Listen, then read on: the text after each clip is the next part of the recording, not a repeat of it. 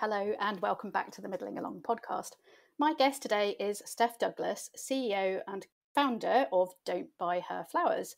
So unless you've been hiding under a rock for about the last 6 years, you're bound to have seen Don't Buy Her Flowers, and they put together gifts either for individuals wanting to send sort of packages of thoughtful gifts by post, and they also work with companies now. So welcome to the podcast, Steph. Thank you for having me. So you started the company in 2014.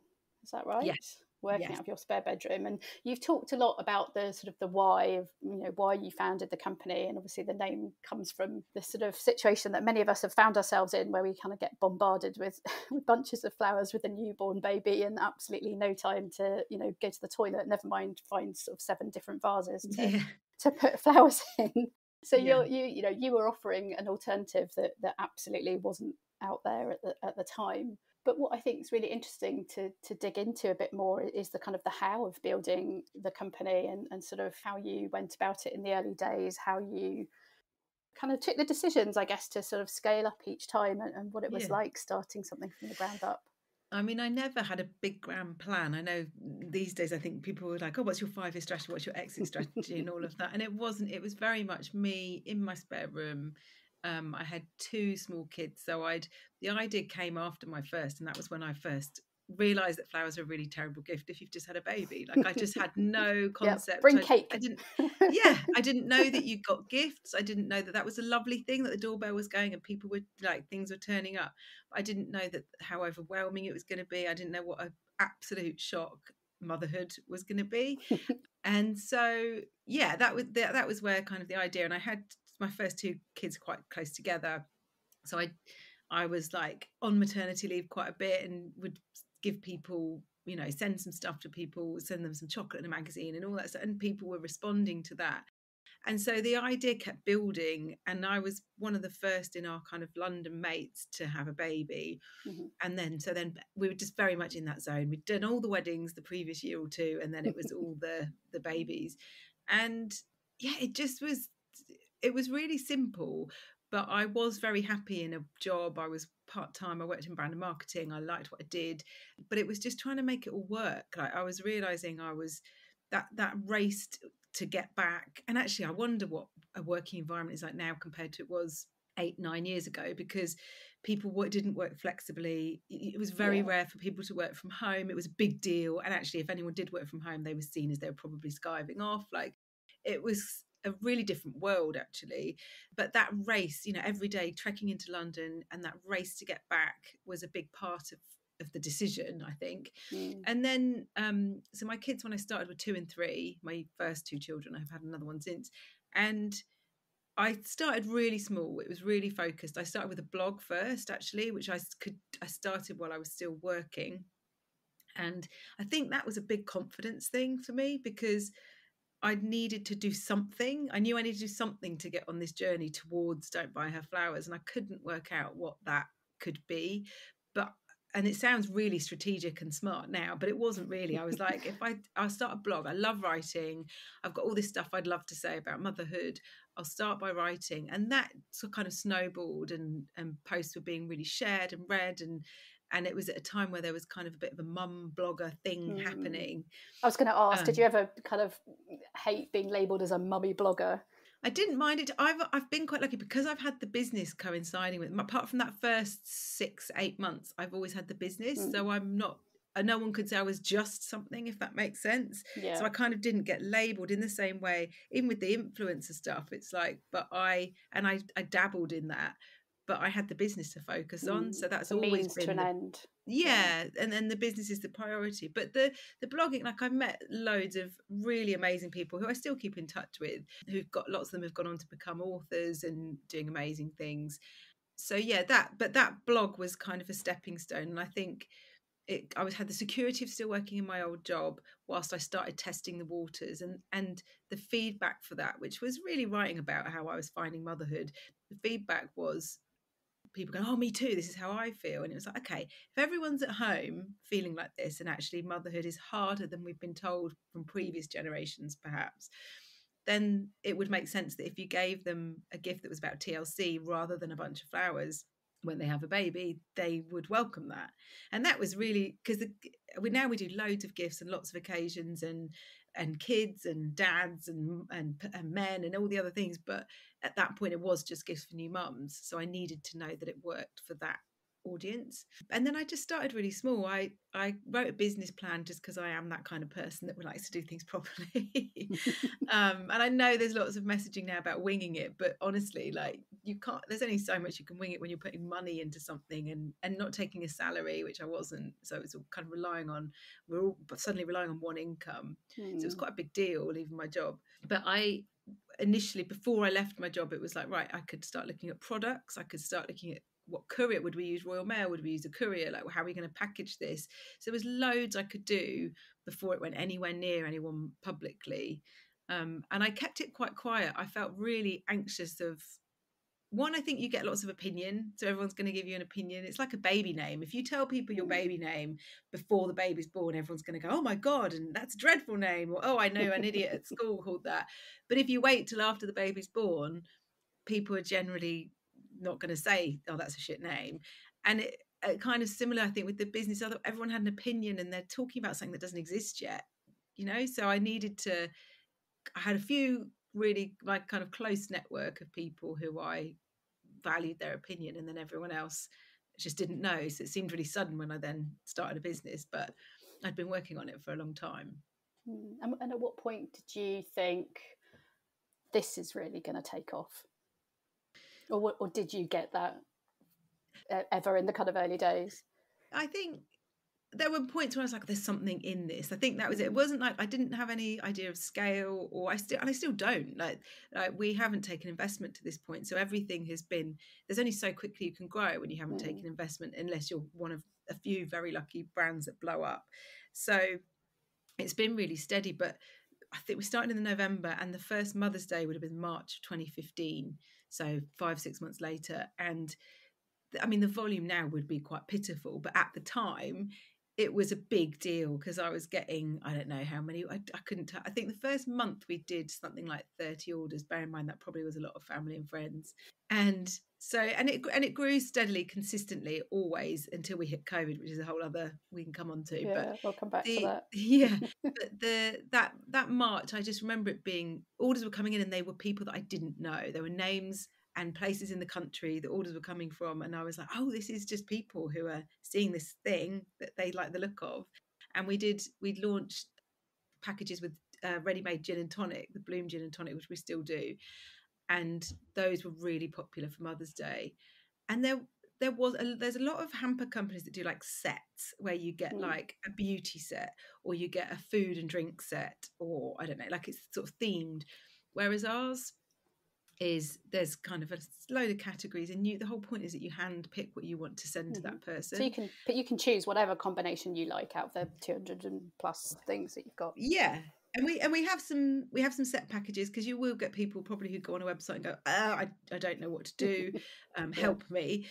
But there's lots. 70% of our packages are completely bespoke. So they're the people want to spend the time and create their own thing, and they include their message, which we hand write, and it's all gift wrapped. So they take quite a lot of time and effort, which is exactly what we want, because it's meant to be thoughtful. That's the point. But yeah, so the idea, and I still don't think there's many people doing it. We've seen lots of people try and copy us, if I'm really on it, and it used to really upset me or really wind me up, and now I just ignore it, because chances are they won't be around in a year or two. I've seen it over the 8 years, or they have a crap website, or they use cheap products, or there's lots of things that we do, and I think we do really well, that require time and detail and a really good team. It's not just me anymore. And so yeah, we just need to be consistent and keep improving, and I think that's the key to it. But that idea of putting something bespoke, and that Mother's Day I was like, oh my God, because it felt mad. And you were still using your spare bedroom then, presumably, so it was kind of up to the ceiling. 2 years I did that for, yeah. And Sarah Turner, who's the Unmumsy Mum, who's got a huge Instagram following, and back then she's had a big following. She posted something on Facebook. I said I didn't know her. I don't know her now. And we ended up randomly staying in a hotel together. We went to a blog awards, and we'd vaguely met, and we stayed in a room together and a bed, which was fun. But she's lovely. Yeah, she's lovely. But she I contacted her and was like, oh, I've got this business. Do you have anyone you want to send a gift to? Rather than, because I think people get a bit wary or weary of influencers, people being sent stuff who don't need anything. They've already got loads of stuff. They don't need more stuff. And so that doesn't really convey what Don't Buy Her Flowers is about. And I said to her, do you have anyone that could do with a box, or maybe they're having a baby? And she was like, oh, my best friend is a few hundred miles away and she's having her first baby. I'd love to send her a package. So we did all that and arranged it for her. And when her friend got it, she'd cried and she'd said, oh my God, this was the most amazing gift. And Sarah took a screenshot of that and put it on her Facebook, and it went mad. And I was on holiday. And so from those couple of examples, that Mother's Day and that one, I kind of understood, if more people knew about this, when people are told about us, then it gets busy. They get it. It's not a hard sell. And I said that, I still say that 8 years on, it's not a hard sell, because what we do really well. And it doesn't exist in lots of places. So it's, people want to be thoughtful. Yeah, well, and also there's something about the reaction of the recipient as well that must have a real kind of emotional impact on the sender as well as the receiver. And that, I don't know, just that kind of emotional connection they have to that transaction then makes them feel really good. You know, it's not often we feel good about spending money. No, but you're right, and that's why we get lots of returning customers. Like it's a really high percentage, and because they feel good. I did some interviews with some of our customers when it was our sort of 8-year anniversary at the end of last year, and I just wanted to kind of remember what it was about and talk to people about why they were using us and was there stuff we could do better. And they said, you make me look really good. You make me look good. I send your gifts and you make me look good. And so, there's something in it for you as well as for the person that receives it, which is lovely. It's great, because that's going to make customers come back, isn't it? If they feel good and it was easy and it was smooth and the person loved it, then you're on to a winner. And how, and then you moved sort of out of your spare bedroom into a warehouse in 2016. Yeah. Did that feel like a fairly sort of big leap of faith to you, or did you just have to do that because you were outgrowing kind of what you had? We were outgrowing, but it came. So I was kind of looking around, but I remember speaking to some friends who lived in. So I'm in Richmond. So I had some friends that lived in Putney who was involved in an agency, and his rent was something like 80 grand. Was it a year? It must have, I don't know. It was more than that. It was a crazy amount of money that I was like, blood, how you've got to make that money back before you even have done anything yet, just for your rent. So I knew it wasn't going to work around here. And I knew that also we had to do it ourselves because it's bespoke, everything's packed to order, you've got a handwritten tag. I didn't trust the idea of like a fulfillment center sort of doing that. And I was talking to my brother about it, and I was thinking of getting investment because I was thinking that was the only way forward. And my brother was like, "Oh, I could do it. I could run it from Gloucestershire." And I was like, "Oh, I actually could work," and literally drove away and said to Doug, "That could work." And I think there's a thing here about trusting your gut, because I could have very easily batted that off and just been like, "Oh no," but I don't know. I don't know if you can say everything happens for a reason, or just things seem to align sometimes and if you take that gamble, if you go like, yeah, well, that could work, and you think it through, there's always like when you meet somebody and they introduce you to somebody, and it's somebody that I suppose if you put yourself out there and have those conversations, then maybe something can come from that. And my brother Chaz, I trust him completely. I can't imagine having done it with a straight, like finding someone. He was my first proper salaried employee, and so it was quite nerve-wracking, and but we'd grown the business in those 2 years and tested it and could see it growing, so knew that what we could afford. And I think that's a really key thing as well, to do that. But and he's doing really well. And you mentioned earlier the sort of the intervention of the COVID pandemic. How on earth did you cope with that? What it was mad. You kind of woke up and was like, what is going on? Yeah, it was emotional as well, because obviously it meant that the business went off the chart busy for us. Like, it was beyond anything I could have expected, and we were very, very lucky because we had just moved to a new warehouse in the October before, in 2019.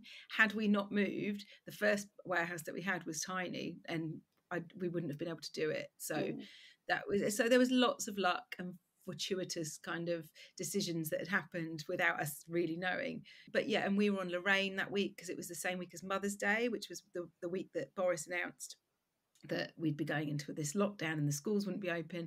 And so that week was like this frenzy of everyone going, oh, I won't be seeing my mum this Mother's Day. I better not, because she's 70. And, you know, and until that point, we'd all been kind of joking and elbow touching and not and that was the week it shifted. It happened to coincide with Mother's Day. We happened to be on Lorraine with our gift boxes, and it just went, and it kept going. We kept saying, well, this probably won't last. And then it just did. For most of the next 2 years, you know, with dips, ups and downs, but every time there was another lockdown and every time there were more restrictions, we just saw it rocket again. So we learned a massive amount, like all of us, the team. I learned a lot about leading as well, about managing a team, because they're also all going through a lot, as was I, you know, of being shut up with your family, of having your children at home, of your worrying about your parents, and worrying at that point, especially that early bit of like, have I got it? Could I have it? You know, when you couldn't test, you almost can't remember that. It's a very weird, looking back on it now, isn't it, that you've almost sort of blank out the worst of it. I think people have said to me, or like, well, how did you homeschool 2 children and still do your job? I'm like, I don't know. It's not like I had a choice. No, well, exactly. Drank heavier than I should have done, probably. Like, it's dreadful, but yeah, it was mad. I can't really remember. I think especially the first few months when Frank, who was at the time 2, was at home. Goodness. I mean, that was horrific, because the other 2 kids were still relatively young. So Mabel would have been 7 and Buster was 9, but they could sit at an iPad and they could, you know, while we worked. But then you had a 2-year-old with a 2-year-old, crashing stuff around the house, and we both were busy. And I went off to the warehouse every week, which was great that I could, because I needed to be with my team, and they were going through all this stuff there where they're just going, oh my God, we had we were breaking records that more than we'd ever done. I think by the end of 2020, the business we were turning over like 600% more than we had done before COVID. Feel a bit surreal. Yeah, and now it's like we're nowhere near where we were pre-COVID, but it's quieter, and it's just a really tough time in retail. And so we're like, but I know what's possible. So you're kind of like, oh, we know what we can do. So it's a funny time. Are your kids obviously kind of very aware of kind of what you do? Are any of them kind of interested? Maybe Frank's a bit young, but are any of them interested in getting involved with the family business when they're older? I think Buster's really, so he's 12. He's really interested by the idea of money, as most 12-year-olds are. So he's like, so if you sell it for millions, it's that stuff. But we were having a chat. So I've learned that because he started secondary in September, and it is a massive change, isn't it? Like, yeah, my son is also same age, same situation. Oh, really? Yeah. What started secondary? It's such a big change. You forget. I mean, oh my God! Eons ago, and yeah.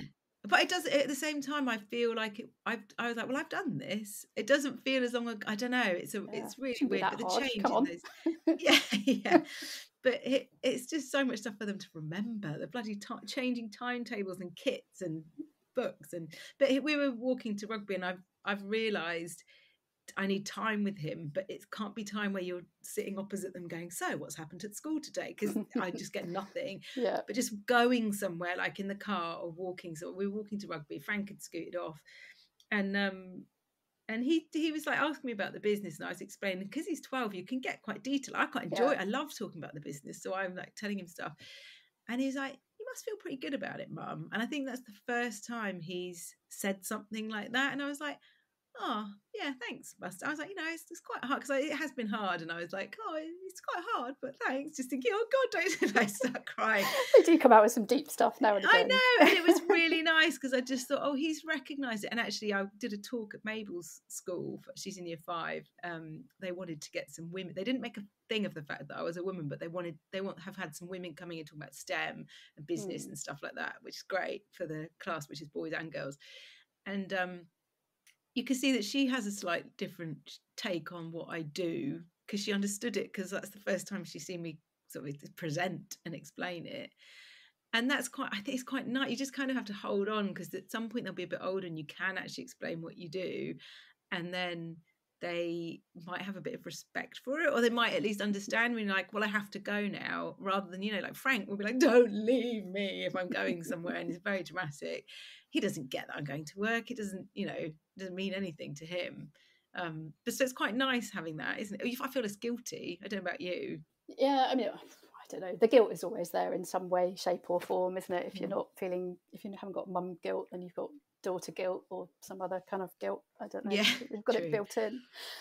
But you do talk a lot about your sort of your day-to-day family life on sort of social media, and I think that's a huge part of why you, as a person who's kind of the figurehead of the company, resonate with people, is that you're not sort of insta shiny particularly. You are very honest about the kind of the challenges and the ups and downs of parenting, and freely share pictures of your washing kind of drying in the heart of the family home, which washing. But definitely resonates with me, because that happens in my dining room. So it's always, I know these people that have a beautiful big dedicated washing room, but it would have to be massive because there's so much bloody washing. It never stops. No. I was going to ask you if it was a big jump up going from 2 children to 3, but actually I don't think that's a fair question, because you kind of had your other baby, your business baby, in there, and kind of doing this exponential growth at the same time. I mean, it is quite a big leap. Someone had Frank to play on Sunday, because he's that bit where they could want to go to someone's house and you're confident that they can go and you don't have to be there. That's a nice change, isn't it? And we started watching an episode of Happy Valley in the middle of the day because Buster was doing something and Mabel was doing something. So Doug and I sat down and I was just like, can we just get half an hour in, because I haven't finished it. And I was like, oh, we could have, if we hadn't had Frank, we could have done this at weekends. And Doug was like, oh, don't say that. And I was like, I'm not saying we get rid of him. I'm just saying, just the acknowledgement that we started again in lots of ways. Like Mabel's 10, Buster's 12. They're gaining that independence, and we still have a 5-year-old who comes in at 6 a.m. and kind of wants me to wipe his bum, even though really he should be wiping his own bum. They just prefer it when you do it. So it is a big shift, and I think you have to. Again, I'm saying all this like I have some sort of wisdom, but I think it's stuff that's coming to me now as we're living it. Like I need to give the others time. That's what they need. Like they just need time, one-on-one, especially I think probably Mabel, my daughter, she needs time. And so it's trying to figure that out, and without feeling guilty. Like I'm banishing guilt. There's no point. It doesn't serve anyone. If I've done something wrong, that's a different thing, because then that's what you're meant to feel guilty about. But actually, I'm just trying to hold it together a lot of the time. And I think as they become older, maybe it becomes easier to be able to communicate that with them and be like, right, and plan in and something and go like, oh, we're going to go do this on this date. And rather than that needy 5-year-old grabby that just wants you there all the time, and you can't explain to them that you can't necessarily be there all the time. But it was quite a big leap. I think it depends how you. I mean, I know people who've done it really close together and people who spread it out. But Frank is lovely, my youngest, and it just changes the dynamic, I think, because he's at the end of the table performing, and the older two find it funny. So the noises that come out around our table, it's like a farmyard. It's disgusting. And then Doug and I are like, oh, just give it, like, just guys, just not in public, okay? This is fine. But if you're with other people, But I think I'm one of 6, so I think I was drawn to chaos. I think 2 just felt too neat, but that is definitely it. I'm definitely not having any more. Done.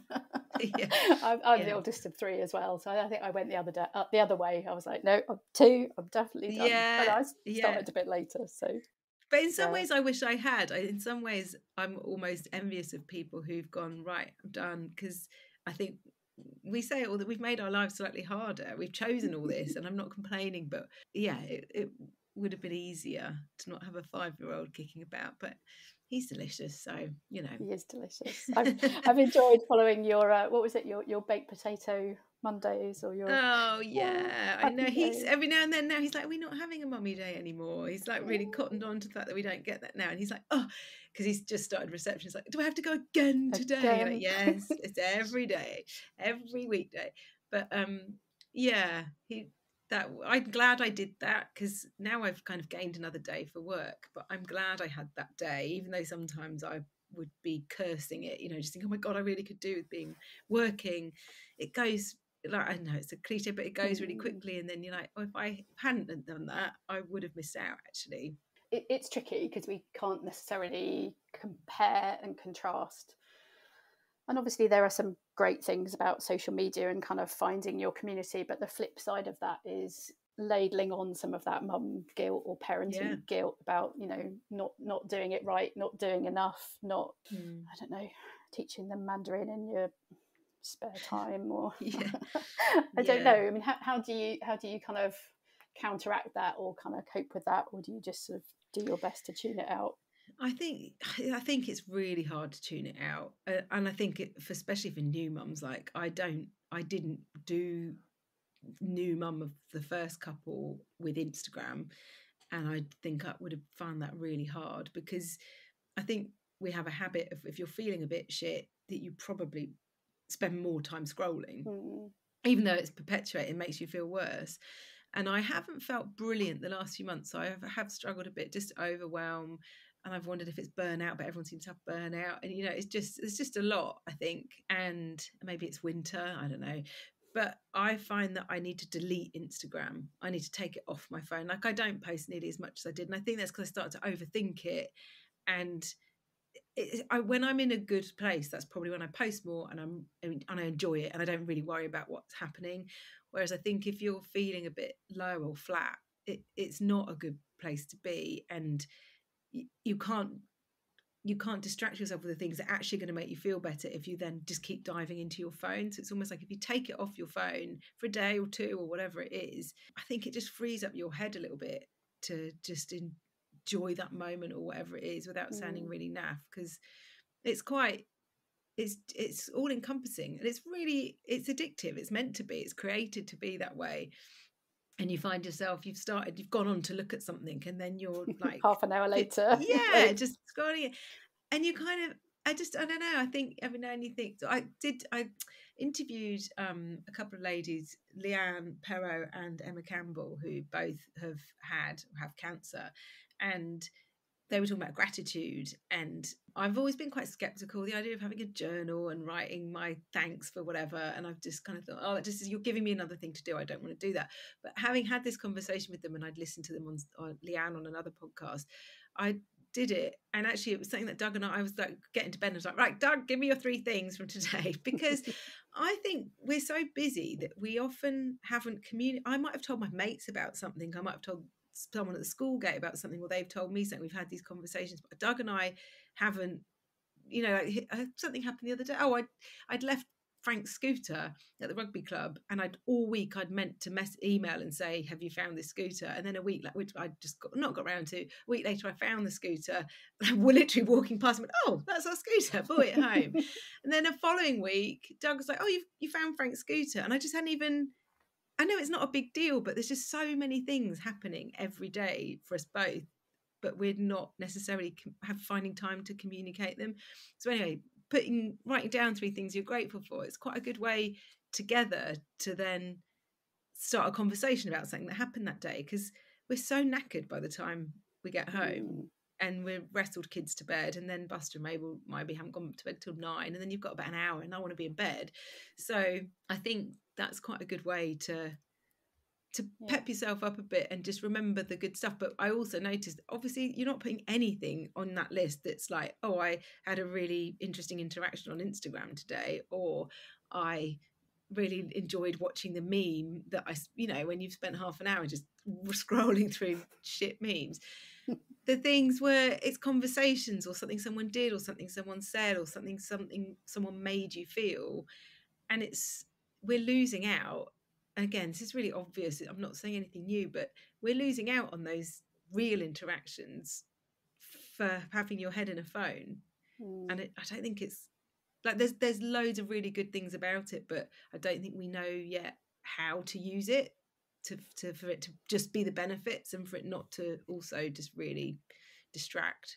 And I think having kind of kids going into that sort of about to be teenage cohort, it's also quite scary, the idea that they're suddenly going to get sucked into this kind of vortex of Snapchat and WhatsApp and Instagram and and they're hooked, aren't they? They're staring at their phone when they come in, and you're like going, look up, I'm here.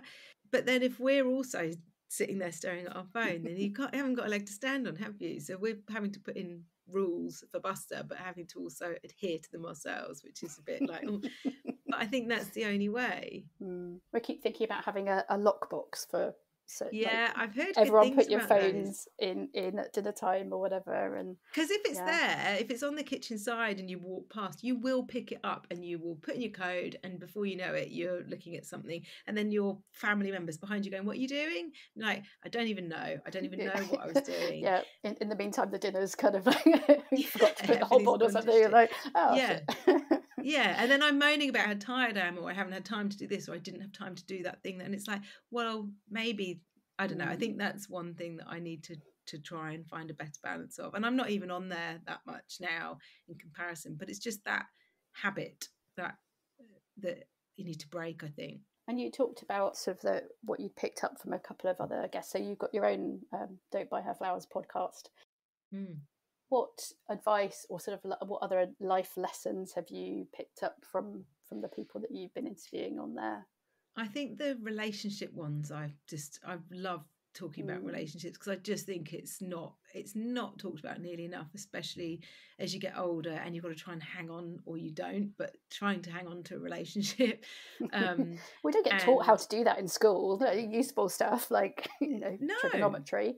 No, teach me how to have a relationship, how to have a civil disagreement with somebody and come to a compromise. That would have been a bit more useful. Exactly, and living with someone, and also just that when you have kids, you will probably be really resentful, and you have to try and work out what that means and what are you actually resentful about.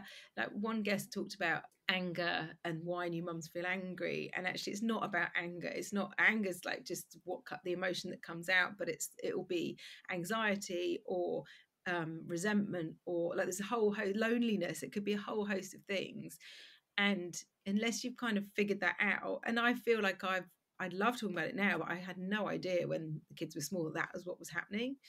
So I think we had Matt Frey on, who obviously is a man, and he wrote about why he ended up getting divorced and how he'd really struggled he didn't listen to his partner when she was saying, oh, please can you just put your dish in the dishwasher.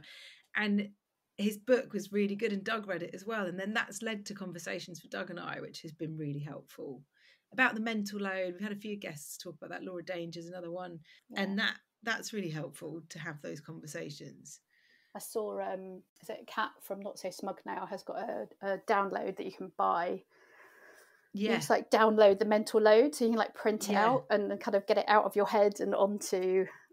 So there's a woman in America, Eve Rodsky, who kind of originated that idea, which is the fair play method, and it's exactly that. Like you have these cards and you split it all up, and that's like, because it's complicated.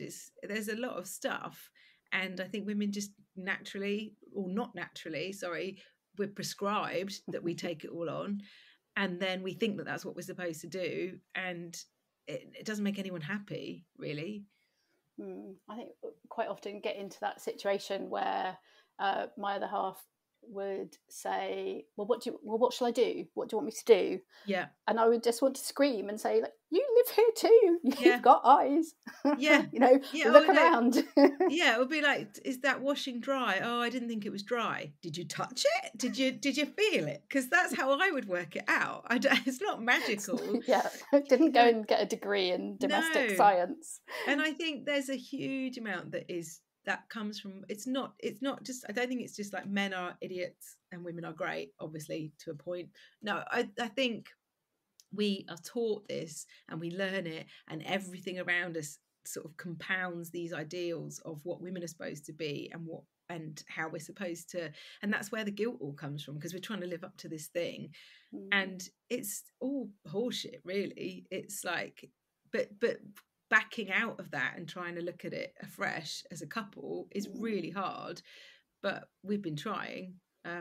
Well, same, but also I see So I have an older son and a younger daughter, so 12 and 9. But already I see the 9-year-old, the girl, falling into those kind of, Yeah. the same things of like, oh, can I do anything to help mummy? Helpful. And Yeah. the I love my son, but he'll be kind of, totally enthralled playing Switch or whatever on the sofa. I wouldn't even think to come and ask.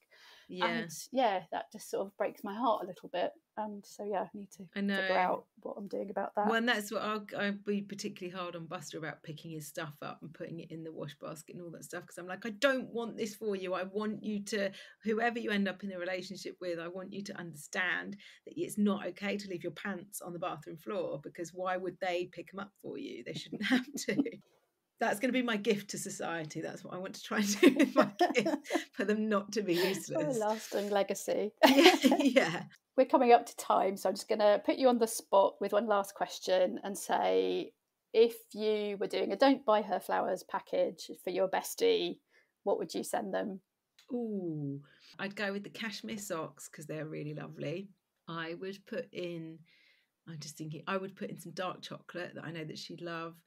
I would put in a book, because I think it's something that I love reading, and I know, like, people read on holiday. You go on holiday and you take a load of books, but it's something that it's time, isn't it? So it's just something you don't have a lot of time for.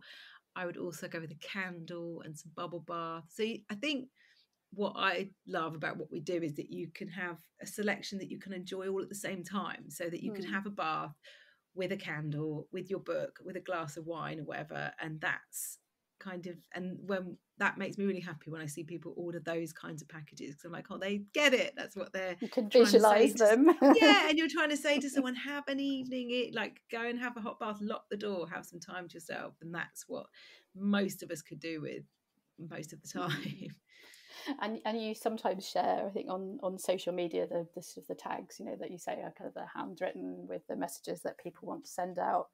And some of those are just incredibly moving and powerful. And it, like you say, in that kind of COVID period where, you couldn't hug the people that you most wanted to hug in the world, that was a way of being able to do that in some way. It's my favourite thing about what we do. And it's my favourite way to remember what the business is about, because you're managing a team and it's challenging, and you're worrying about finances, or I don't know, all those other things. And if you go back to what people are saying to each other in those gift tags, it's a really good way to go, oh, that's what we do. That's my why. Yeah, exactly. That's my why. Oh, thank you. Good. So is there a 5-year plan? No, we've got at the moment corporate gifting. So the website it's steady and it's doing well. It could always do better, and I think, but we need money to grow that. So we've been looking at that. But I think the thing that we're doing that's new at the moment, out of the back of that, we started doing fulfillment for other small businesses, and that's quite exciting because we've learned all this stuff about managing and couriers and packing and stock management and bespoke orders, which is what we do. And there's loads and loads of businesses who've been doing exactly as I did. They're doing it in their garage or from their bedroom, but would like to take that next step. But going to a fulfillment company is a big deal, whereas we can kind of do it in a slightly more friendly way, but also just that we've learned so much of how to do it. So that's really exciting, because I think that's just a whole additional revenue stream that doesn't rely on me going out and getting customers. So it's a different role. Yeah, and it's also potentially a step change in terms of the kind of size and scale of what you do. And you can, if you've got both going and both are doing well, then you're in a whole other thing. So I think, that's that, and that I think that's what happened. I think if you run a small business, that's what you have to do to keep going, is to keep looking at what's the next thing. What could I be doing?